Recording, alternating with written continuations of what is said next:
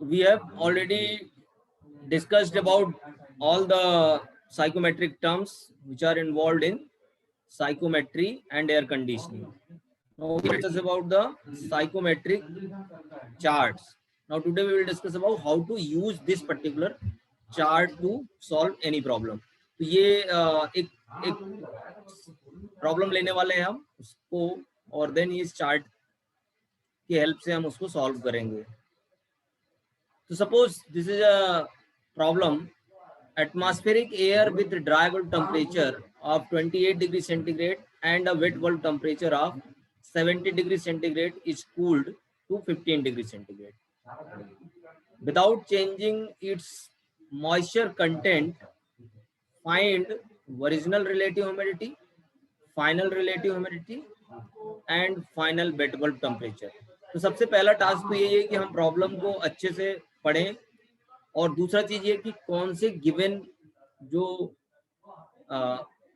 Values हैं वो क्या क्या दिया हुआ है. तो in terms of we have already know about the psychometric terms, then after reading this particular example we can easily get what are given in the problem. जैसा कि ड्राई बल्ब टेम्परेचर आपको दिया हुआ है, यहाँ पे आपको ये समझ में आ रहा है कि हमको ड्राई बल्ब टेम्परेचर दिया हुआ, एक वैल्यू आपको ये दी हुई है ड्राई बल्ब टेम्परेचर यानी डीबीटी.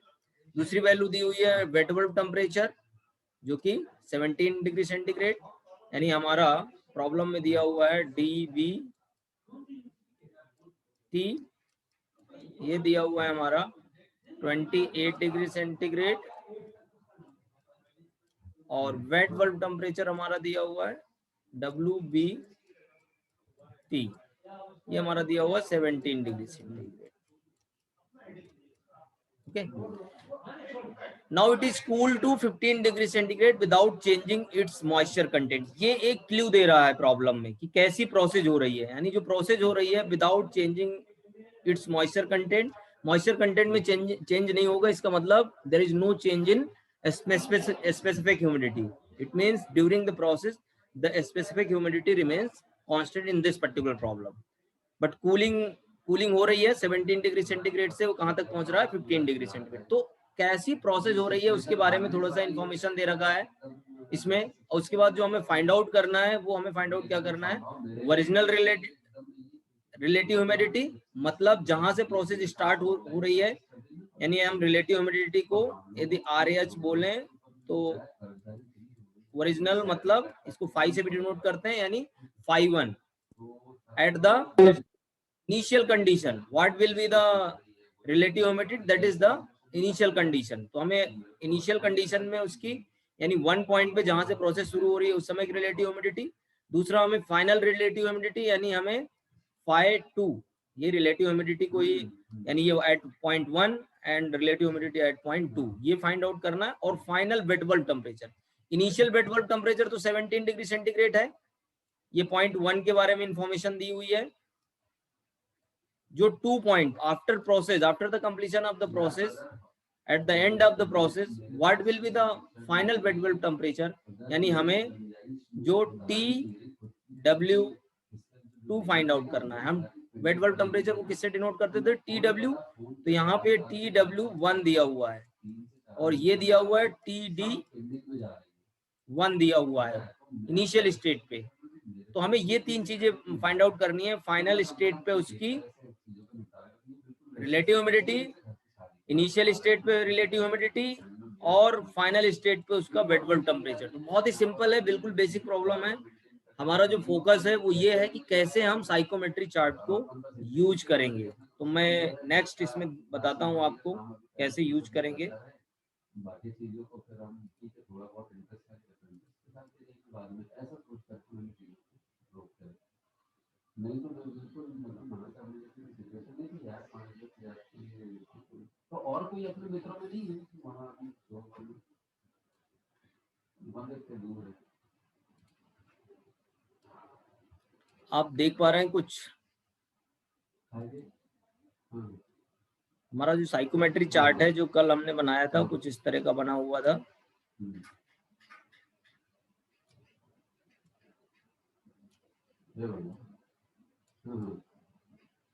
ये साइकोमेट्रिक चार्ट की आउटर लाइंस है।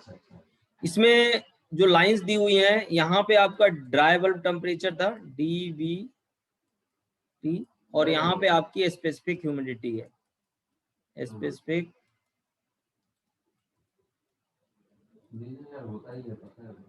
ह्यूमिडिटी। सबसे पहले क्या करेंगे, हमारी जो इनिशियल कंडीशन है उसकी कंडीशन को हम इस चार्ट में क्या करेंगे, ड्रॉ करेंगे। सपोज उसमें दो चीजें दी हुई हैं, dry bulb temperature. Suppose dry bulb temperature यहाँ पे आपका ये वाली लाइन है आपकी 17 डिग्री सेंटीग्रेड की, ठीक है। तो यानी जो हमारा पॉइंट है वो इसी लाइन में कहीं मिलेगा। और वेट बल्ब टेम्परेचर है इसका क्या है, 15 डिग्री सेंटीग्रेड। तो वेट बल्ब की लाइन हमने कैसी बनाई थी, कुछ इस तरह। तो ये जो टेम्परेचर है ये हमारा दिया हुआ है सपोज 15 डिग्री सेंटीग्रेड, 15 डिग्री। तो ये जहां दोनों कट कर रहा है ये हमारा पॉइंट 1 हुआ, ये दिस इज द पॉइंट 1। ये पॉइंट हमने कैसे फाइंड आउट किया, हमारा ड्राई बल्ब टेम्परेचर दिया हुआ है और वेट बल्ब टेम्परेचर दोनों दिए हुए हैं, दोनों जहां कट करेगा वो हमारा 17 डिग्री सेंटीग्रेड है। डेफिनेटली अब एक इसमें प्रोसेस हो रही है, वो कैसे प्रोसेस हो रही है,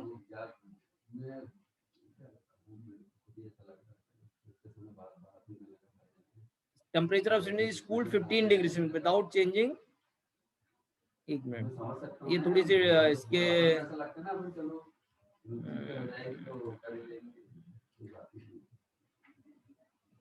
ओके, इसमें आप लोगों को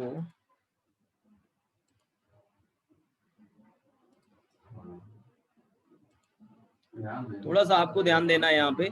ये हमारा dry bulb temperature 28 degree centigrade है। तो ये जो वैल्यू है, ये हमने जो बनाया है, ये 17 डिग्री सेंटीग्रेड हमने इसको बाय मिस्टेक गलत ले लिया है, ठीक है। इसको हमको